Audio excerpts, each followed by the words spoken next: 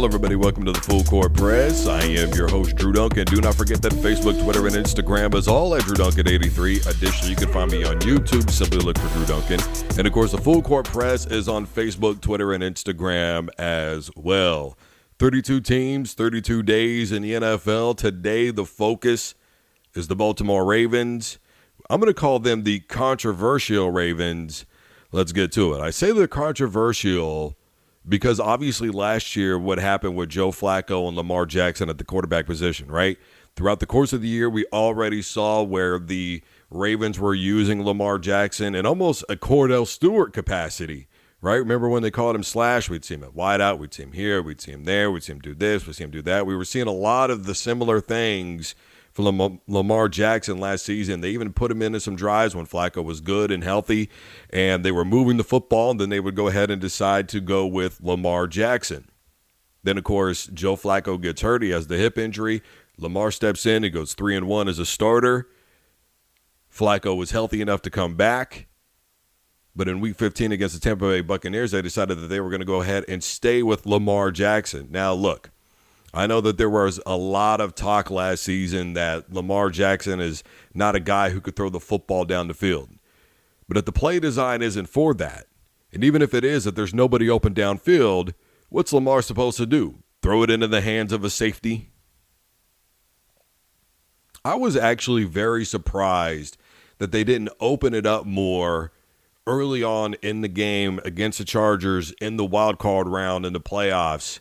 Because to me, if you're trusting your quarterback enough to go ahead and start him over your Super Bowl winning quarterback in Joe Flacco, then why would you not open it up more and really give your team a chance to win and give Lamar Jackson a chance to show what he can do? Look, I love Lamar's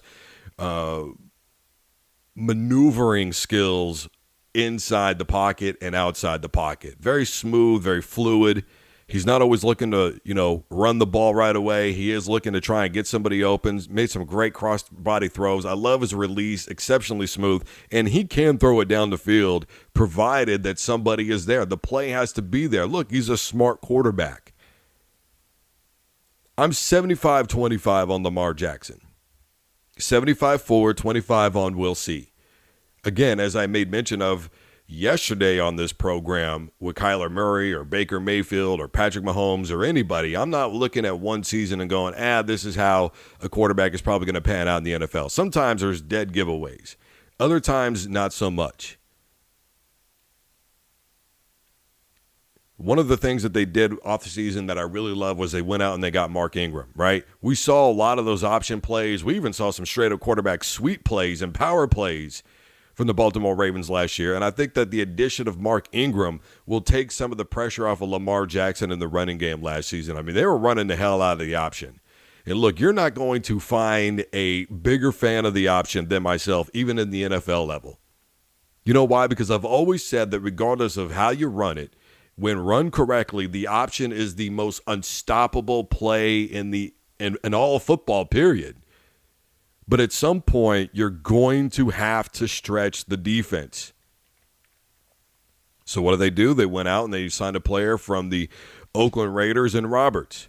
Now, look, you're going to look at Roberts and you're going to go 45 catches last season. It's not really all that great. No, the numbers are not eye-popping, but he can get up the field. He's very good at breaking tackles. I love what he can do with the football once it's in his hands. He understands how to use his frame and his body size, almost like somebody going up to get a rebound, right? Very good at cutting off defenders to get to the football. The main issue that I see with him, honestly, if there's anything, is that he has a tendency to carry the football like it's a friggin' loaf of bread. Outside of that, I think he's going to fit in very well, and I love what the Ravens are capable of this year on offense. If I'm worried about anything, it's defense, right? No more C.J. Mosely. He ends up with the New York Jets, and his worst season was 92 combined tackles. That was his worst. Every other year, 100+, period. Now, they go out and they get Shane Ray from the Denver Broncos. I think a guy who's been looking for his opportunity to shine defensively. But if I'm the Baltimore Ravens, I am kind of worried about my linebacking core. especially when I do have a young quarterback that maybe I don't fully trust yet and maybe I'm not ready to open up the playbook for yet. I'm going to need my defense to keep scores as low as possible, especially when we're looking at the potential of high-octane offense in the Cleveland Browns that I'm going to have to see twice coming up this season. The Pittsburgh Steelers, regardless, are always going to be a contender as long as they have Big Ben under center. Offensively, they're still just as capable as any team in the NFL. The Cincinnati Bengals, we never know what we're going to get out of them year in and year out. So if I'm the Baltimore Ravens, I am looking to open up this playbook more offensively, and I am hoping that my defense keeps opponents down to 10, 13 points a game. You can grind it out with Mark Ingram. You can even grind it out with Lamar Jackson, as we've seen. But I'm telling you, you've got to give them a chance to actually throw the football down the field and keep defenses honest, because eventually they are going to just key in on you. They're going to load the box, and that's going to be it. I know that for a long time, Harbaugh has had this run-first mentality, play good defense, we'll win games that way. You know, every now and again we'll run some play-action plays, and maybe we can get it up the field a little bit. And that's fine. I don't have a problem with that. I love old-school football. But by the same token, if you're going to put trust in Lamar Jackson to go ahead and be your starter and be your guy going forward, especially after making the playoffs last season, and then you just kind of go dead in the water and decide first, second, and third down, we're going to figure out ways to try and run the football, well, that's just not going to cut the mustard at any level. I don't care where you are. It's not something you can do in high school. It's not something you can do in the collegiate ranks and just get away with it. You know, we look at Georgia Tech, and I love that wing option that they run.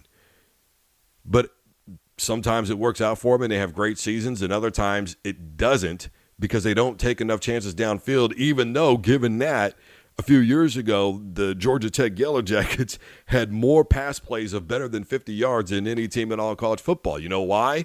Because they were running that option play, and they were sucking in defenses so much that eventually they had to cave. But this is the NFL. Right? The margin is so much thinner in terms of competitive capability, especially defensively. The minds are supposed to be greater, right? You've got more great minds coming together trying to figure out what you're going to do before you do it. And really quick, something that I want to get off my chest. You know why I love the option even in the NFL? Because a lot of people say, well, you got to protect your quarterback. And I get that. But how many option plays do the Green Bay Packers run and Aaron Rodgers still gets hurt?